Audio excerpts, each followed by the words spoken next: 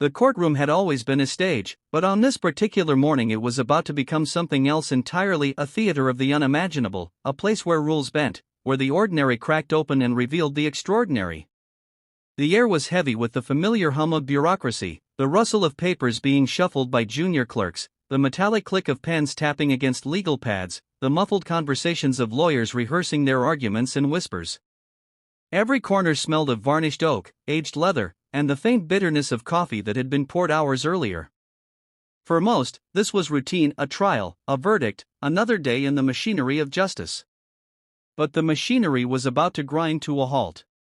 The doors at the far end of the chamber were tall and weighty, carved from wood that had seen decades of use, polished to a shine but scarred with the faint scratches of time. When they creaked open, the sound was subtle, almost too small to command attention in the busy room.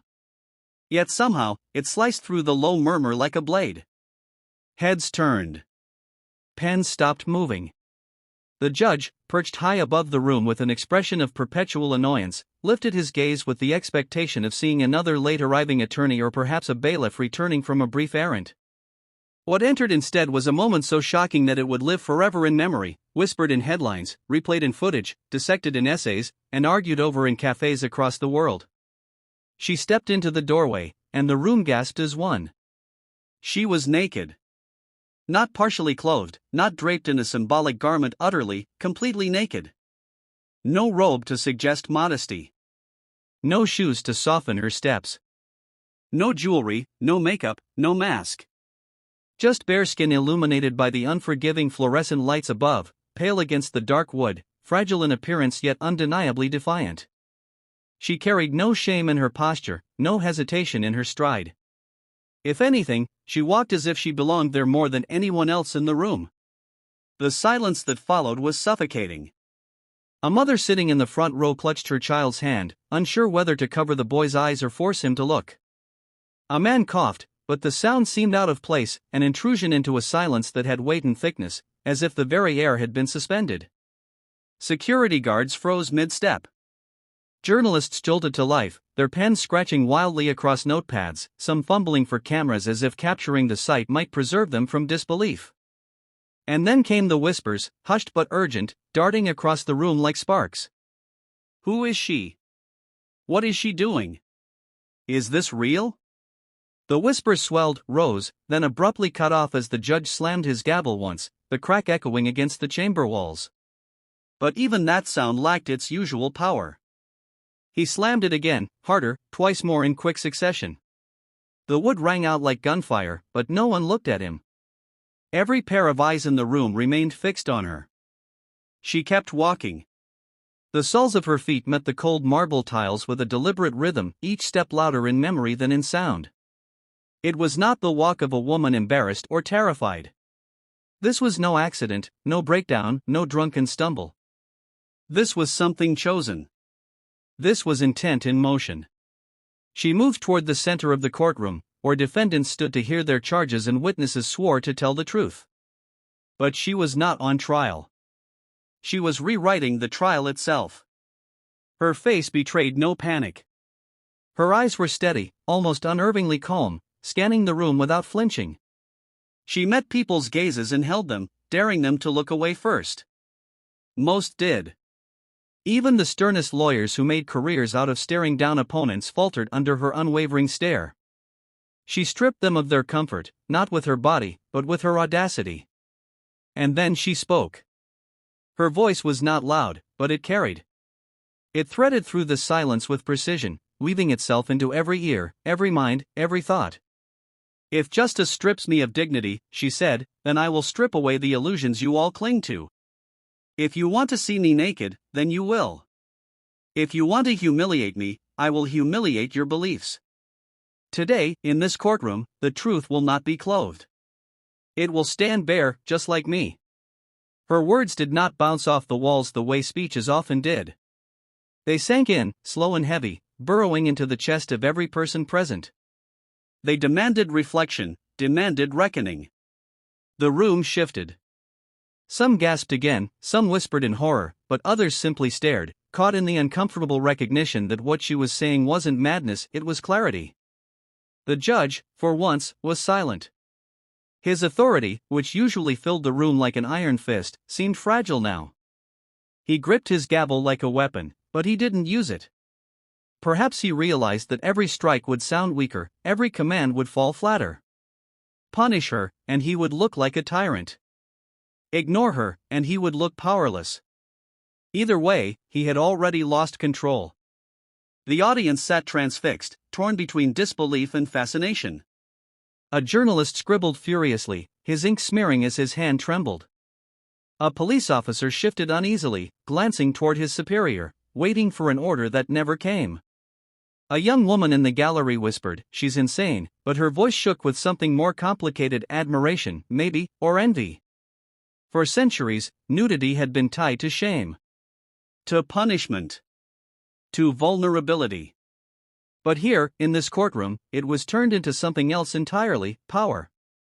The paradox twisted in everyone's mind. How could the most exposed person in the room be the one who seemed untouchable? How could the one stripped of everything material stand taller than those cloaked in robes of power and authority?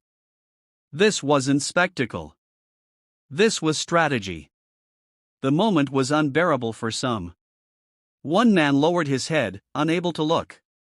Another laughed nervously, as if mocking her might restore his sense of normalcy. But there was no going back. The atmosphere had shifted irrevocably. She had claimed the space in a way no one else ever had. And though they didn't know it yet, this moment, the walk, the silence, the speech, would not remain contained within those four walls.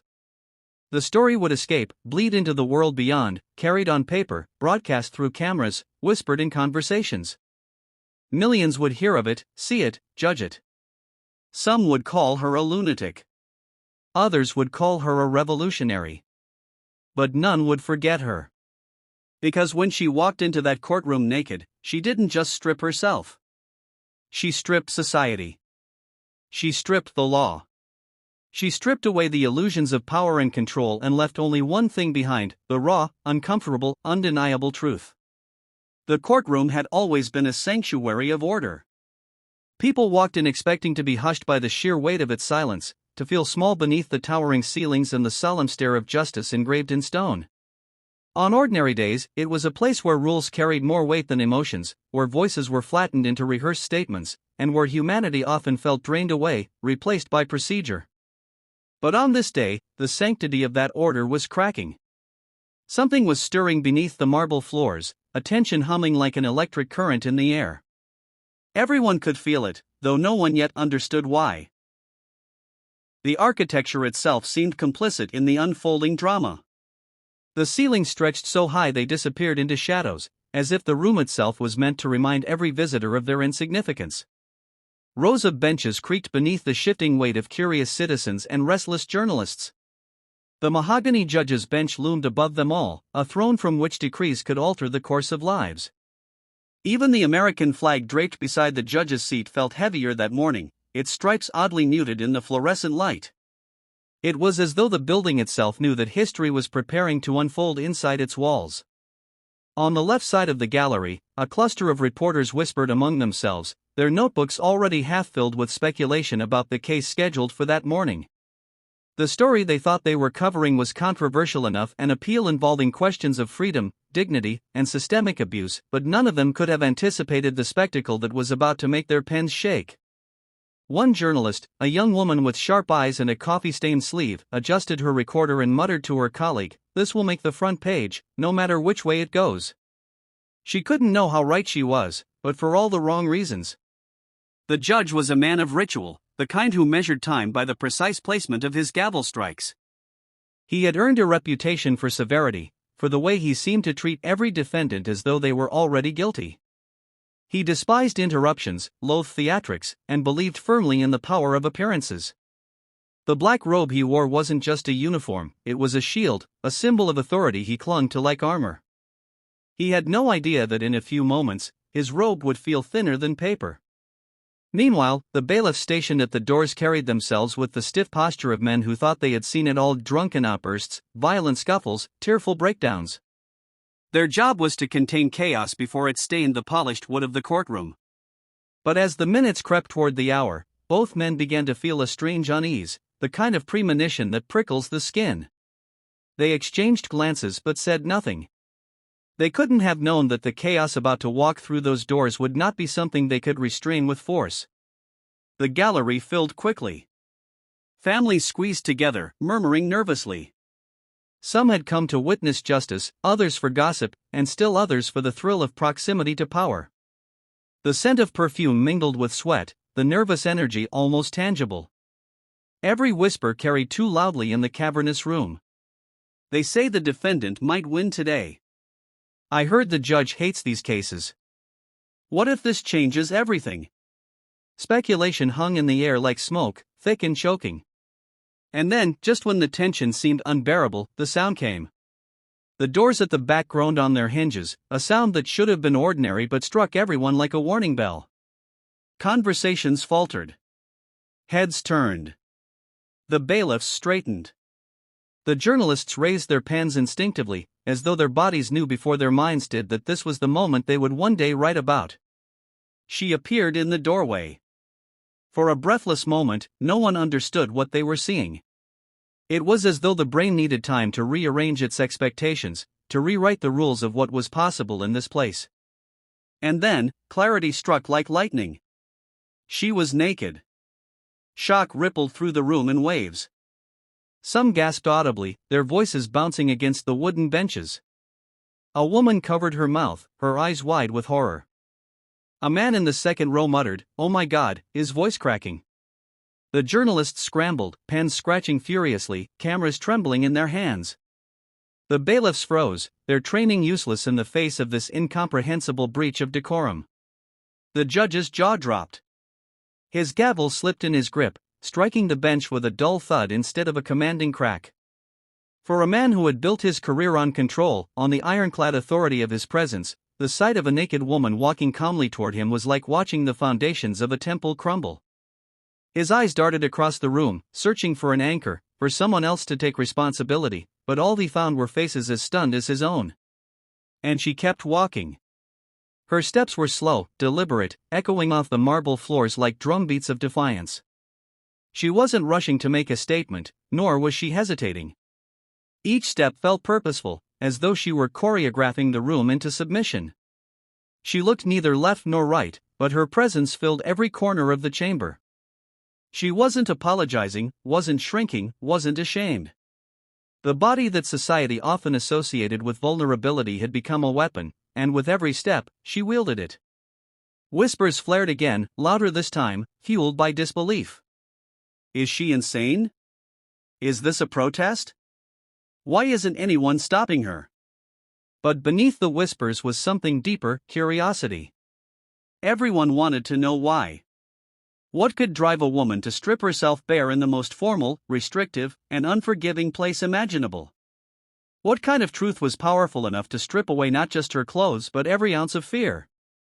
The silence that followed her arrival at the center of the courtroom was unlike any silence that had come before.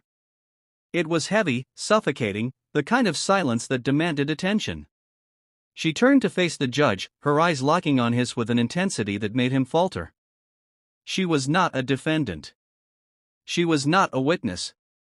She was something else entirely, a mirror held up to the hypocrisy of power. When she finally spoke, her voice sliced through the room. It wasn't loud, but it carried. If justice strips me of dignity, then I will strip away the illusions you cling to. If you want to see me naked, then you will. If you want to humiliate me, I will humiliate your beliefs. Today, in this courtroom, the truth will not be clothed. It will stand bare, just like me. The words didn't echo. They lingered, seeping into the skin of everyone present. Some shook their heads in disbelief. Others stared, transfixed, unable to look away. The judge clutched his gavel tighter, but the weight of authority was slipping from his grasp. The bailiffs shifted, but none dared move. And the journalists scribbled furiously, their hands shaking, knowing they were witnessing not just a spectacle but history. What had begun as another ordinary day in court had transformed into something else entirely, a reckoning. The building itself seemed to lean in, its walls absorbing the shock, its ceilings holding the tension. Every person in that room knew instinctively that they were no longer just witnesses to a case. They were witnesses to a revolution of symbols, a protest so daring and incomprehensible that it defied explanation. And yet the question hung in the air, heavier than the silence itself: why? Why would she do this? Why here? Why now? No one knew the answer. But they all knew one thing: the world outside these walls was about to find out. The silence that followed her words was not an empty one. It was a silence so heavy that it pressed against every chest, squeezing the air from the lungs of those who sat in stunned paralysis. It was a silence so heavy that it pressed against every chest, squeezing the air from the lungs of those who sat in stunned paralysis. It was the silence of disbelief, of a collective psyche trying desperately to rearrange reality to fit the rules it once knew. But reality would not bend back into shape. It had already broken. And the cracks were spreading quickly. The first gasp had been sharp and solitary, like the sound of glass shattering in a cavern. But as her feet carried her further into the chamber, the gasps multiplied, erupting in pockets across the gallery like firecrackers going off one by one. A woman in the second row clutched her pearls so tightly her knuckles turned white. A man 2 benches back whispered, "She's lost her mind," though the tremor in his voice betrayed that it was not madness he feared but something far more dangerous: clarity. The journalists had been the first to recover, though even they were trembling. Notebooks were ripped open, pens scratched against paper with frantic desperation. Some whispered observations to the recorders clipped to their collars, their voices shaking with excitement and terror. A photographer raised his camera, his finger hovering above the shutter button, paralyzed by the thought: would capturing this moment make him immortal or ruin him forever? He pressed it anyway. The click of the shutter seemed deafening, slicing through the silence like a confession. Dozens of heads turned toward him, but the woman at the center of the room did not flinch. She was beyond their judgment. The judge's reaction was perhaps the most telling. This was a man who had built his life on the illusion of control, on the belief that a gavel in his hand made him untouchable. Yet in that instant, he looked small, almost pitiful, drowning beneath the weight of her gaze. His first attempt at authority cracked through his lips in the form of a barked order: "Bailiffs! Remove her at once!" But the command landed weakly. The bailiffs looked at each other, their faces pale, their hands twitching at their sides. To touch her felt like touching a live wire, as though their very careers, no, their very souls, would be seared if they laid a hand on her. And so they stood frozen, their silence louder than the order itself. The gavel came down again, once, twice, 3 times, each strike weaker than the last. What was once the hammer of judgment now sounded like the tapping of an old man's cane, brittle and ineffective. "Order," the judge demanded, his voice trembling with a mix of rage and fear. But the courtroom no longer belonged to him. It belonged to her. Some in the gallery could not bear to look at her. They lowered their eyes to their laps, ashamed, as though her nakedness was a mirror reflecting their own cowardice. Others could not look away, hypnotized by the sheer audacity of it, by the raw power of vulnerability turned into defiance. One young woman, barely out of college, whispered to her friend, "She's not insane, she's brave." Her friend shushed her, but her eyes betrayed agreement. Seeds were being planted, quietly, invisibly. Seeds of doubt, of rebellion, of awakening. And then came the laughter. It was sharp, nervous, cruel. A man in the back row, desperate to reassert some sense of normalcy, chuckled and said too loudly, "Well, this is one way to beat the dress code." His laughter sputtered into silence when no one joined him. His attempt at mockery had fallen flat, exposed as cowardice disguised as humor. The woman turned her head slightly in his direction, her eyes finding his, holding him still until he dropped his gaze. It was a small gesture, but it carried the weight of 1,000 judgments. Every person in the room was being tested. Tested not by the law, not by the judge, but by her. Some failed immediately, mocking, whispering, retreating into shame. Others sat frozen in uncertainty, teetering on the edge of understanding. And a few began to feel something they could not yet name. Admiration. Respect. The faint stirring of belief. The tension in the air was unbearable. It felt as though the room itself was shrinking, pulling everyone closer, forcing them to confront what was happening. The fluorescent lights buzzed faintly overhead, the sound suddenly louder than it had ever been before. Every breath, every cough, every shuffle of feet was magnified, feeding the sense that the world outside had vanished and nothing existed but this moment. The judge leaned forward, gripping the edge of his bench as though it might steady him. His voice, when it came again, was more desperate than commanding. "This is a court of law. This is indecent. You will be removed." But even as he spoke, his words rang hollow. He was not declaring law, he was begging for order. He was not the master of this court, he was its prisoner. The bailiffs finally moved, but hesitantly, their steps slow, unsure. One reached out as though to grab her arm, but stopped short, his hand trembling inches from her skin. She turned her head toward him, her eyes locking on his, and in that moment he faltered. He withdrew his hand, shaking his head as though burned by a fire he hadn't even touched. The other bailiff took a step back, muttering something under his breath that sounded almost like a prayer. She stood there, untouched, untouchable. Her body was bare, but her presence was armored in something no one in that room could pierce. And as they sat in stunned silence, she spoke again, her words slow and deliberate. "You strip away dignity every day," she said, her voice steady, almost soft, but cutting deeper than a shout ever could. "You strip it from the poor, from the voiceless, from the forgotten. And you do it under the veil of robes and rules. Today, I strip away your veil. Today, I show you what justice looks like without its disguise." The room shuddered with the weight of her words. Some wept silently, unable to hold back tears they didn't fully understand. Others shook their heads in denial, clinging desperately to the belief that this was madness, that their world was not unraveling.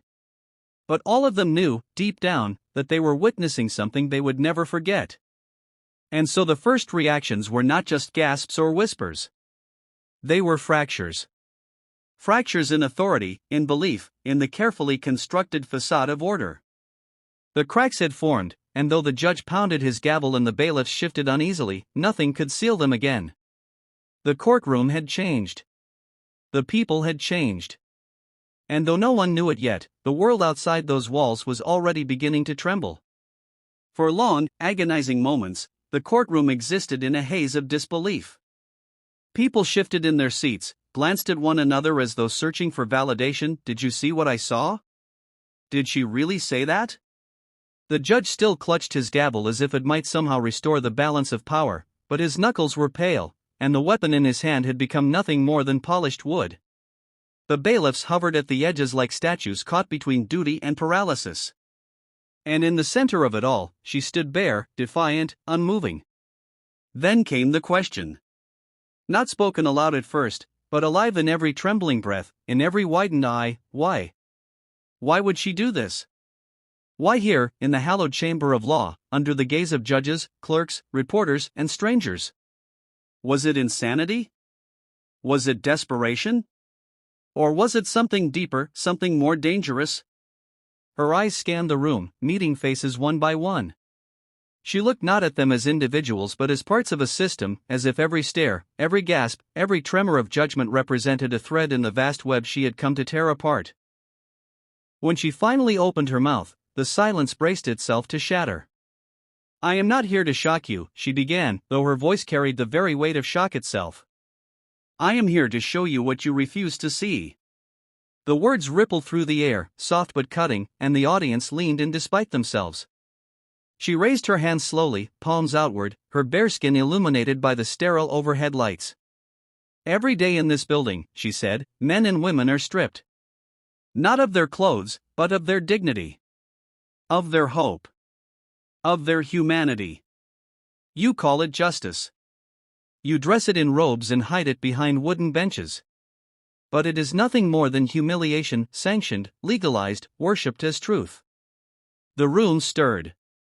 A lawyer cleared his throat, uncomfortable, but said nothing. A woman in the back clutched her purse tighter, as if the words themselves could reach inside and expose her secrets. The judge, red-faced, barked, "This is irrelevant. Remove her now." But the bailiffs still didn't move. They couldn't. It was as if her words had bound them, held them in place like stone. She pressed on, her voice steady, her eyes fierce. You strip a man of his freedom and call it order. You strip a mother of her children and call it procedure. You strip the truth until it is bare, then dress it again in lies that fit your version of power. You do this every day, every hour, in this very room. So today, she gestured to herself, her body unclothed, vulnerable yet unflinching. I strip myself, so you can no longer pretend you don't see what stripping really is. A ripple of murmurs spread across the gallery. Some shook their heads in disbelief, muttering words like madness and obscenity. Others sat frozen, their expressions twisted with something more complicated, recognition. They knew she was right, though to admit it was to admit their complicity. The journalists, who had started the day expecting a routine headline, now scribbled with frantic urgency, their notes disjointed, their thoughts spiraling as they tried to capture the enormity of what was unfolding. One muttered into his recorder, "She's redefining protest, she's God, she's turning the courtroom inside out." The judge slammed his gavel again, his voice trembling now with desperation. Enough! This is not a platform for speeches. This is indecent. This is contempt of court. But his words no longer rang with authority. They rang with fear, the fear of losing the narrative, the fear of being seen not as the arbiter of law but as the villain of her story. She turned toward him, her voice low but unwavering. You call this contempt? I call it truth. And truth is always indecent to those who hide behind lies.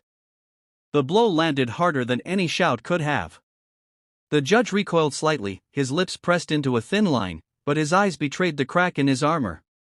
He could feel the room slipping further from his control, and he hated her for it. Her gaze swept across the gallery once more. You want to know why I am here like this? She asked, her voice rising slightly. Because every veil you place between yourself and the truth is a comfort. Clothes. Robes. Titles. Words. They are all fabric. They all cover what is raw, what is human. But when you strip it all away, when nothing is left but the skin you were born in, then and only then does truth stand naked. And you fear it. The words lingered, thick in the air, impossible to ignore. The audience shifted uneasily, caught between denial and awakening. They could not look away. They could not stop listening.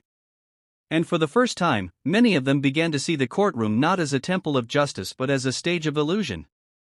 She paused, her chest rising and falling steadily, her eyes burning with conviction. I walked in naked, she said, because you have made nakedness a crime, but cruelty a tradition. I walked in naked because shame is the weapon you wield against the powerless. I walked in naked because I will no longer carry the burden of your illusions.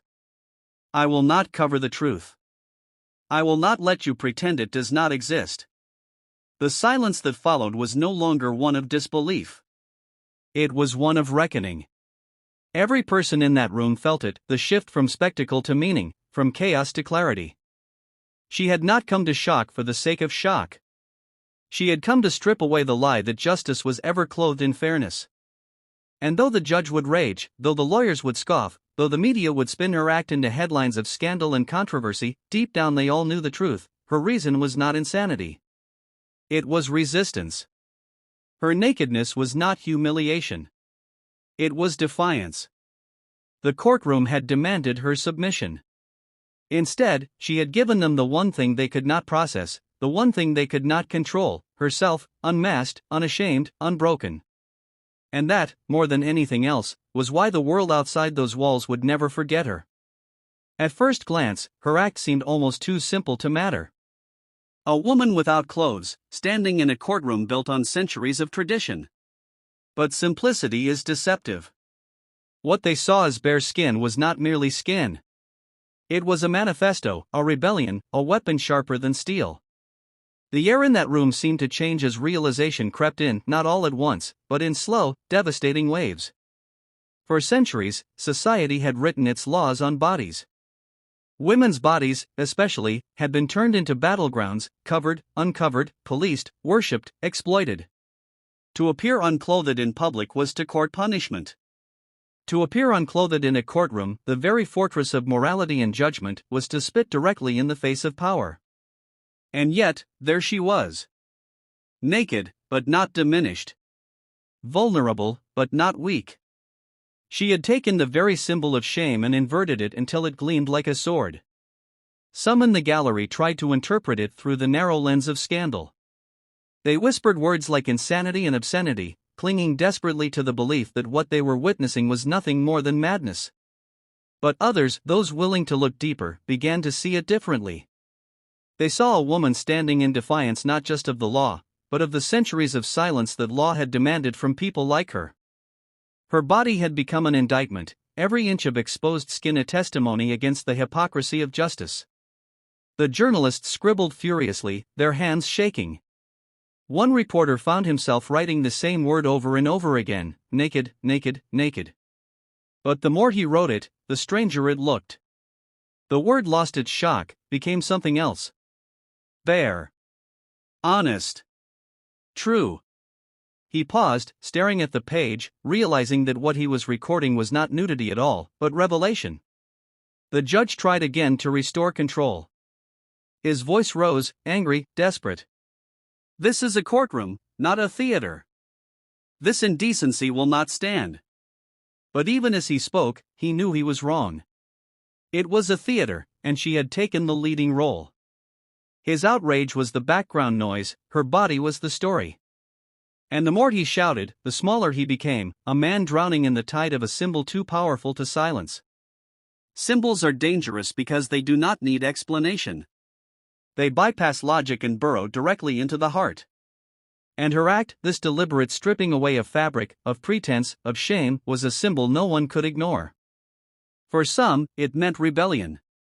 For others, liberation. For the judge, humiliation.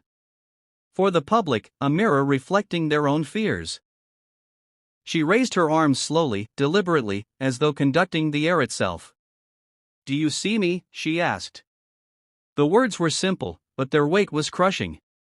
Because the truth was, they had always seen her, seen women like her, seen the powerless, but only as bodies to be judged, shamed, controlled. Now she forced them to see differently. Not as object. Not as obscenity. But as symbol. Clothes, she continued, are the disguise of power. They make kings look holy. They make thieves look respectable. They make judges look like gods. Strip them away, and what are you left with? Flesh. Bone. Humanity. That is all. The words echoed, louder in silence than in sound. Flesh. Bone. Humanity. The gallery squirmed. Some nodded unconsciously, their minds unraveling old beliefs. Others averted their eyes, unable to confront the truth. The judge gripped his robe tighter, suddenly aware of the absurdity of his costume, of the fabric that gave him power. Without it, what was he? A man. Just a man. No more, no less. One journalist would later describe it as the moment shame died. Another called it the day nakedness became sacred. For those in the room, it was harder to name. But they felt it, a shiver down the spine, a knot in the stomach, a pressure behind the eyes. It was the feeling of witnessing something too big to explain, too raw to ignore. Symbols have a way of outliving the moment that creates them. And as she stood there, her skin glowing under the cold fluorescent lights, her body became more than body. It became story. It became weapon. It became truth, laid bare for all to see. The laughter that had once tried to dismiss her had died away. The whispers of obscenity had gone quiet. In their place was something else, awe. Not admiration, at least, not yet. But awe, the kind that unsettles the ground beneath your feet, the kind that makes you realize the world is shifting and you are powerless to stop it. And though the judge would never admit it, though the bailiff stood paralyzed, though half the gallery clung desperately to denial, they all knew the truth, she had won. Not the case, not the argument, not the law, but the symbol. She had claimed it, embodied it, weaponized it. From that day forward, no one would remember the court docket. No one would remember the names of the lawyers or the legal jargon debated. They would remember her. Naked. Unafraid. Unapologetic. The symbol that stripped away not just her own clothes but the illusions of power around her. And outside those walls, the world was waiting.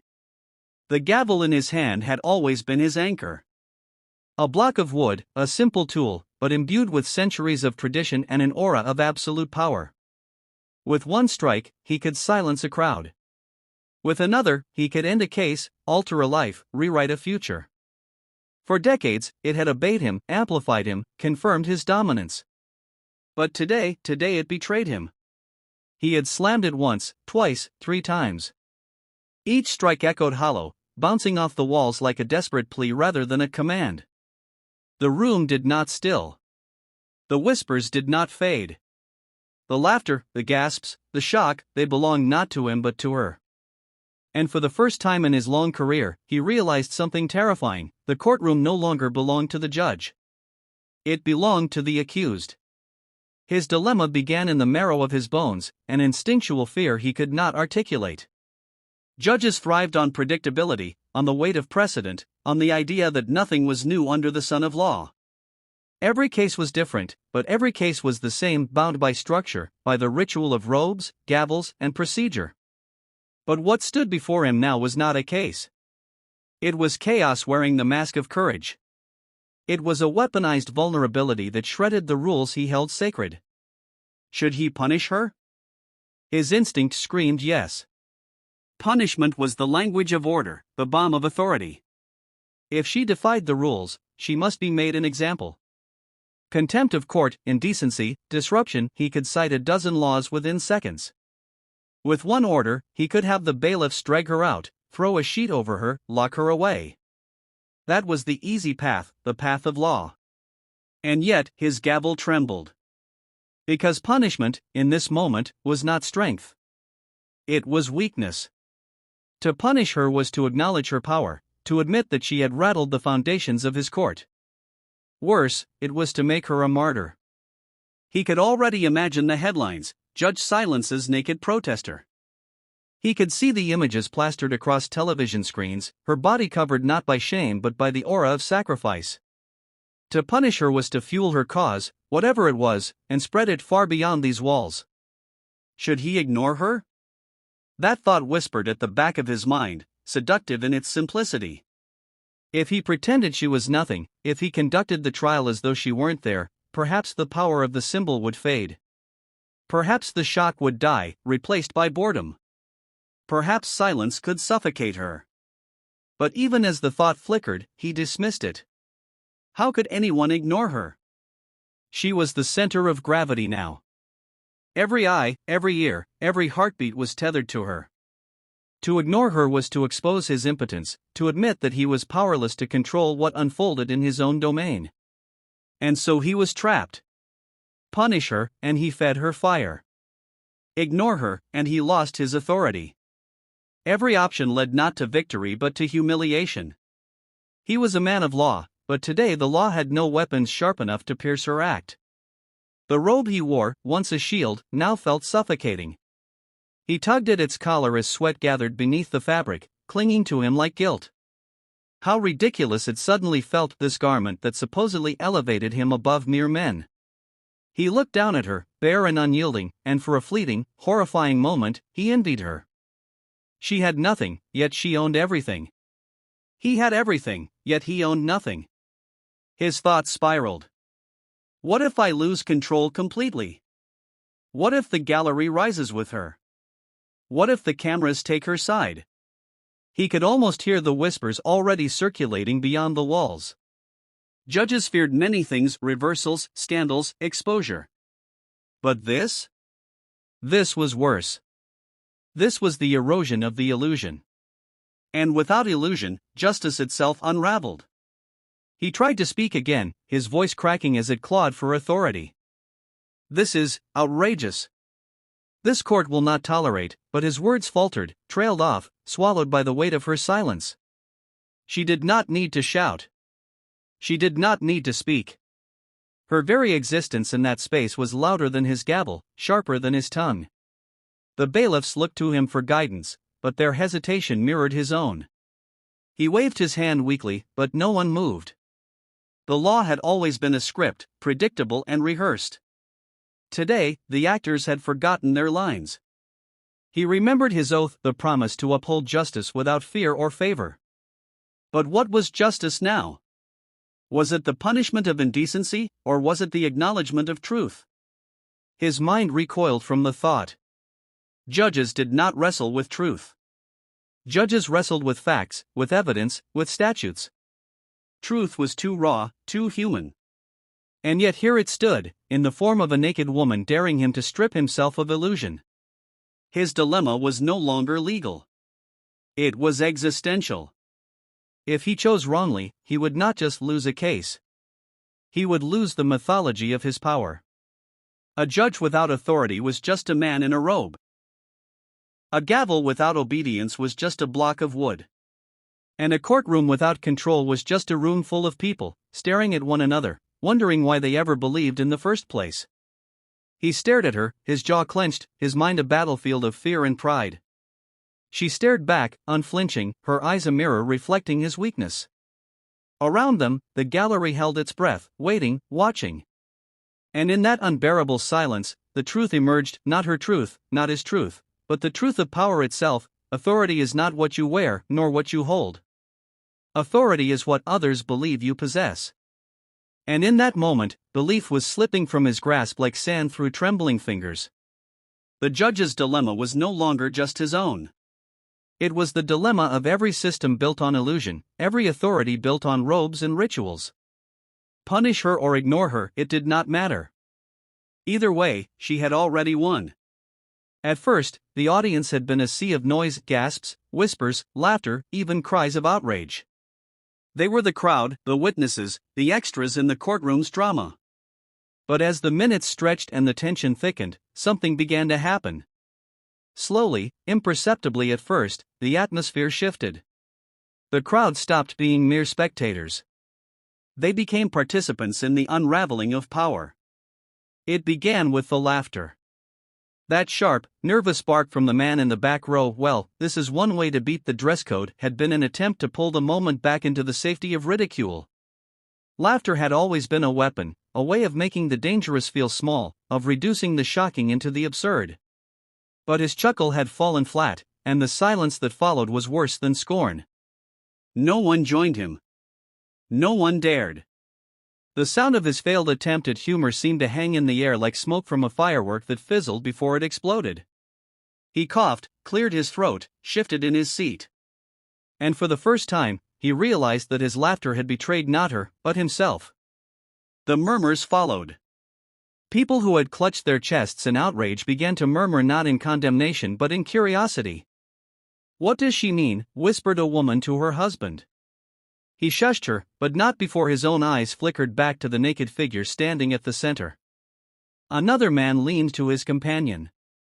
"She's insane," he muttered. But his voice trembled. Insanity no longer explained what they were seeing. The journalists felt it first. They had come in armed with skepticism and deadlines, ready to frame the day's story within the familiar borders of scandal or spectacle. But as their pens scratched furiously across paper, as their recorders captured every trembling syllable, they realized they were chronicling not a disruption but a transformation. Their notes grew messier, their sentences longer, their hands more frantic. The more she spoke, the less she seemed like a woman and the more she became something else, a force.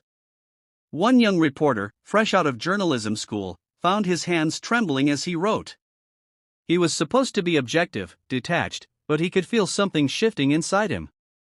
Later, he would describe it in his article, "I entered the courtroom believing I was there to observe a trial. I left knowing I had witnessed a trial of belief itself." The gallery was no longer unified in shock. It was splintering, fragmenting into factions. There were those who clung to their outrage, muttering words like obscene and disrespectful, their voices brittle and defensive. There were those who sat in silence, unable to reconcile what they saw with what they believed. And then there were those who began to lean forward, their eyes wide, their breaths shallow, as if watching a revelation unfold before them. For the first time, the weight of shame began to shift. At the beginning, it had been hers, the shame of nudity, of exposure, of defiance. But now, it was theirs. One by one, people began to feel the heat of self-consciousness, the prickling awareness that their stares, their judgment, their obedience were part of the illusion she had come to destroy.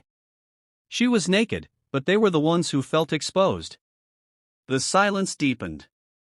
Not the silence of shock, but the silence of listening. Every eye that had darted away from her body began to return, not with lust or mockery but with a strange, almost reverent focus. She had become less of a body and more of a vessel, her skin no longer flesh but parchment on which truth was being written. She noticed the shift.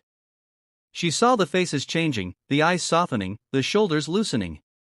And she pressed forward, not with volume but with gravity. "You see me," she said, her voice calm but commanding. "You finally see me. Not because I am clothed in power, not because I wear the robe of authority, but because I have stripped it all away. And in stripping it away, I show you what you fear most, truth without disguise." A young woman in the front row let out a sob. It startled even her, the sound bursting from her throat without permission. She covered her mouth, eyes wide with embarrassment, but it was too late. The emotion had cracked the surface. Others followed, quiet tears, trembling breaths, the sound of hearts breaking open under the weight of recognition. The judge saw it too.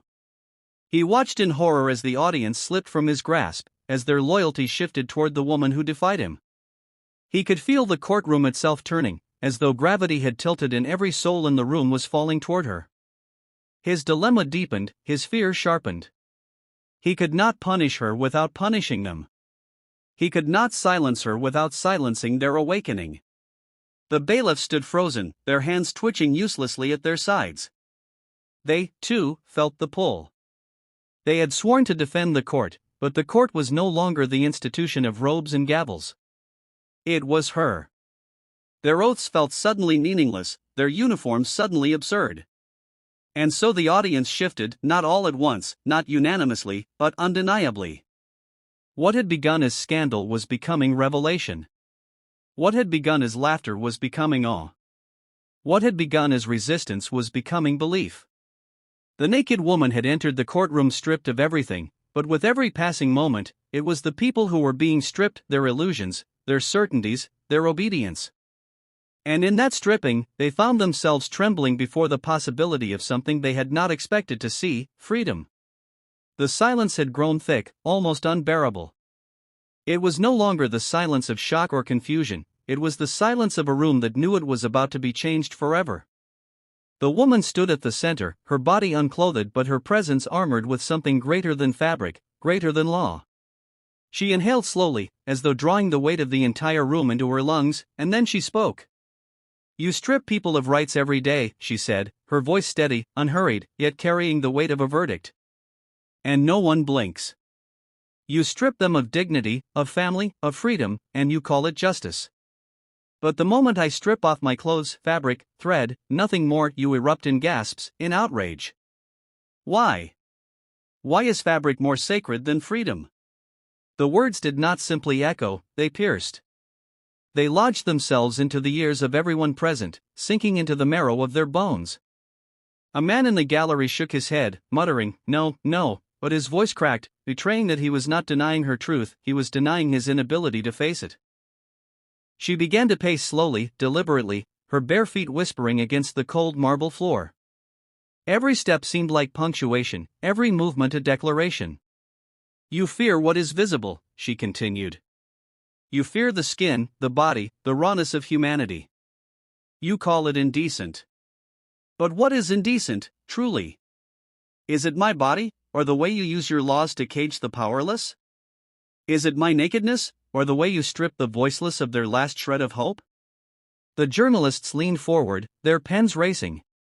One whispered into his recorder, his voice trembling, "She is redefining decency. She is stripping away the hypocrisy of law itself." His hands shook, ink smearing across the page, but he couldn't stop writing. The judge's face turned crimson, his lips pressed into a tight line. He wanted to shout her down, to drown her words with orders, to bury her message beneath the gavel's thunder. But something in her tone, calm, unyielding, unstoppable, made his throat tighten. He realized with horror that even if he screamed, even if he roared with all the authority of his robe and his bench, her voice would still be louder. You tell us that justice is blind, she said, her eyes sweeping across the room. But justice is not blind, it is selective. It looks away when the poor are chained, when the weak are silenced, when the innocent are crushed. And yet justice stares with outrage at my body, as though skin is a crime greater than cruelty. If this is justice, then let it see me. Let it see everything it fears. Gasps rippled through the gallery. Some clutched their chests as if struck. A woman wept silently, her tears dripping onto the polished wood of the bench in front of her. A man who had once laughed now sat rigid, his hands trembling on his knees, his eyes wide with something he could not name. She stopped moving and stood tall, her arms at her sides, her chest rising with controlled breaths. You wrap cruelty in robes, she said, turning toward the judge. You call it dignity. You wrap lies in procedure. You call it order. You wrap injustice in tradition. You call it law. And you expect us to bow to it, to accept it, to clothe ourselves in the illusions you sell. But she placed a hand on her chest, her voice rising for the first time, ringing with fire. I will not bow. I will not be clothed in your lies. I will stand naked, because naked is truth. Naked is freedom. Naked is what you cannot control. The words exploded through the chamber. The audience leaned forward as though pulled by invisible strings. They could feel the ground shifting beneath them, their certainties crumbling, their illusions burning away. It was not just her voice they heard, it was their own suppressed voices, their own buried anger, their own longing for truth finally spoken aloud. The judge slammed his gavel, his voice cracking. Enough! Enough of this nonsense! But the sound was brittle, hollow. The gavel no longer commanded. It begged. She turned to him, her eyes unwavering. You can strike that gavel until your arm gives out, she said. But it will not silence me. It will not silence truth. The louder you strike, the more you prove that your power is only noise. A shiver ran through the gallery. They could see it now, the unraveling. The robe, the bench, the gavel, all the symbols that had once seemed untouchable looked suddenly small, pathetic, even comical against the enormity of her presence. Her voice softened, but the softness only deepened its power. You want to call this indecency? Then let me ask you, what is more indecent? A body laid bare, or a system that thrives on stripping dignity from the weak?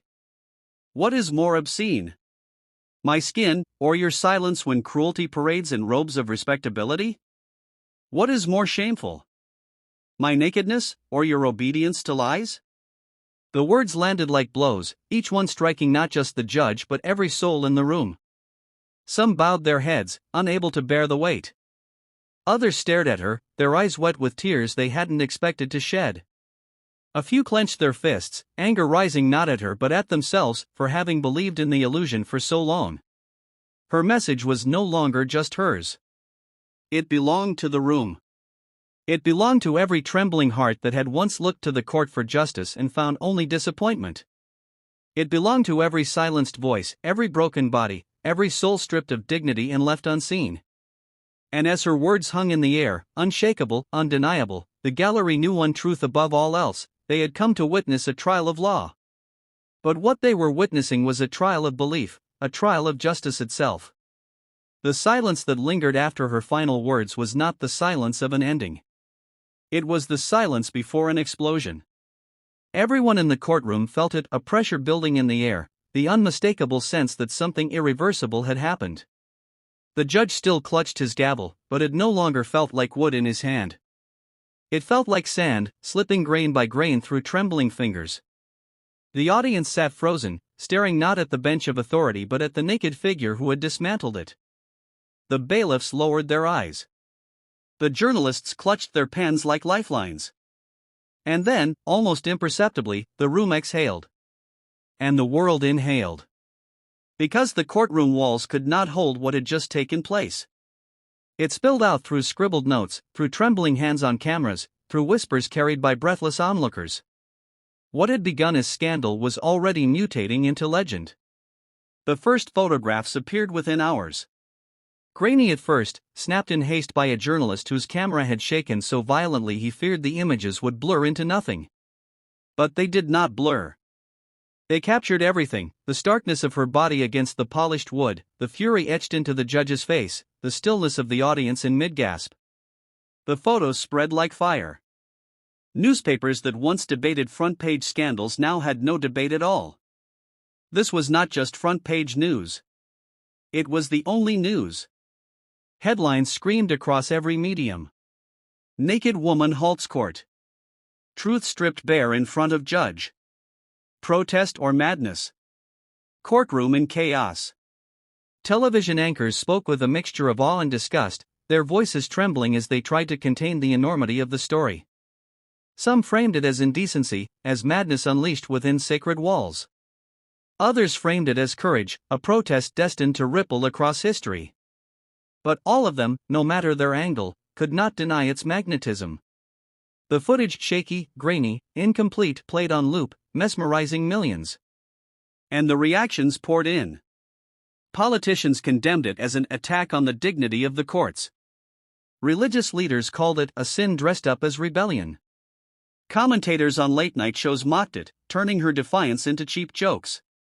Yet outside the corridors of power, among the people who had sat for years in quiet obedience, a different reaction stirred. Students debated it in classrooms. Workers whispered about it during breaks. Mothers talked about it at kitchen tables. Some said she was insane.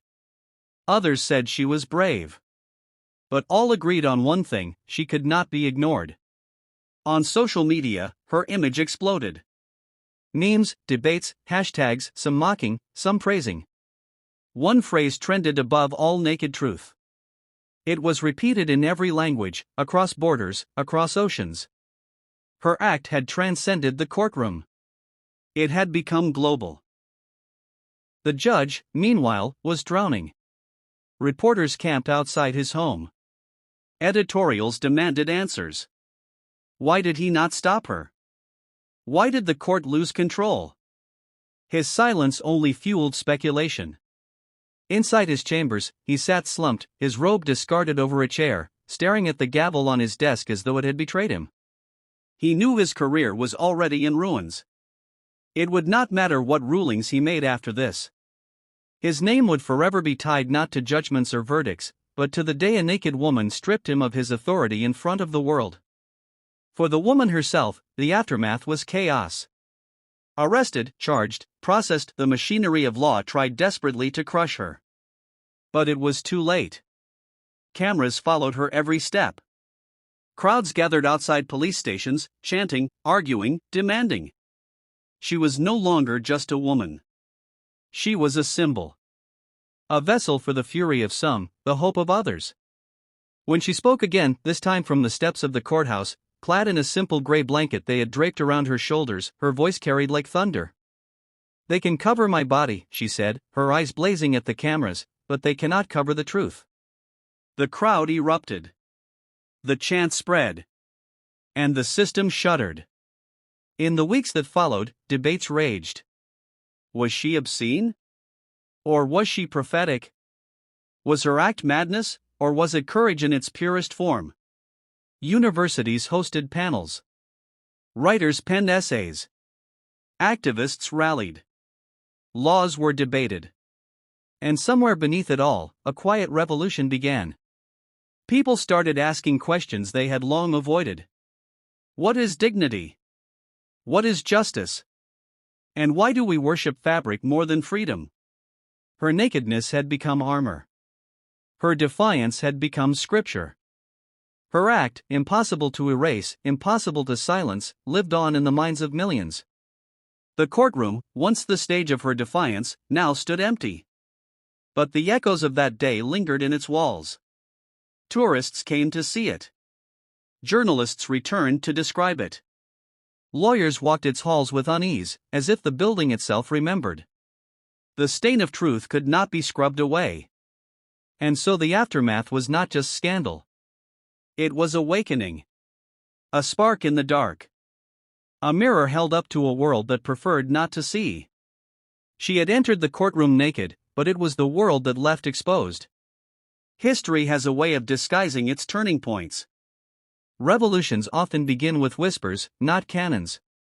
Movements are sparked by moments that at first seem trivial, absurd, even laughable.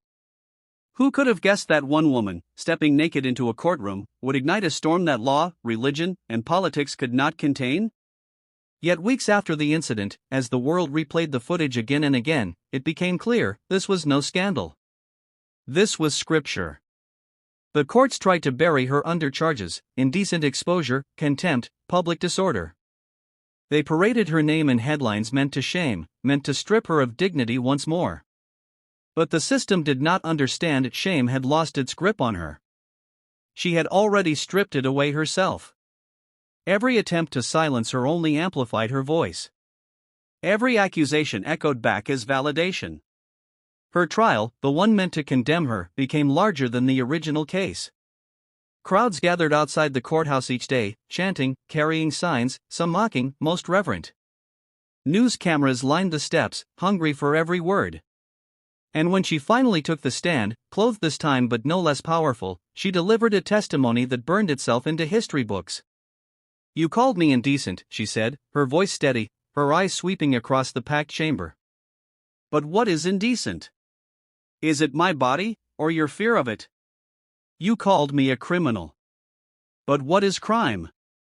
Is it standing here naked, or the daily stripping of dignity you commit behind these walls? You called me obscene. But what is obscenity? Is it skin, or silence?" The jury sat frozen. The judge tried to interrupt, but every word she spoke only weakened his gavel's authority. Even those who disagreed with her, who still saw her act as outrageous, could not deny the magnetism of her defiance. And then came the twist no one saw coming. The ruling. Instead of a harsh sentence, instead of the system crushing her as it had crushed so many before, the court found itself cornered. The world was watching. The evidence of hypocrisy was undeniable. And so, in a decision that stunned even her, the charges were reduced. Not dismissed entirely, the system could not allow her total victory, but reduced enough to expose its own weakness. For the first time in years, the courtroom bent, however slightly, to the will of truth instead of illusion. The ripples spread. Lawmakers began debating policies about public protest, about bodily autonomy, about dignity. Universities launched courses titled The Naked Protest: Law, Power, and Truth. Artists painted murals of her figure, arms raised, unashamed, a symbol of liberation. Activists across the globe adopted her act as a rallying cry. Movements in cities thousands of miles away carried signs that read, "Strip away the lies." And the judge? His career collapsed. He resigned within months, citing personal reasons, though everyone knew the truth. His name became a footnote in her story, a cautionary tale about authority that crumbles when confronted with truth. The woman herself vanished from the spotlight for a time. Some said she retreated into quiet life, others that she continued her activism under new disguises. But her absence only deepened her legend. People whispered about her as though she were myth, a symbol more than a person. The twist was not that she had walked naked into a courtroom. The twist was that she had walked out clothed not in fabric but in history. What began as scandal became scripture.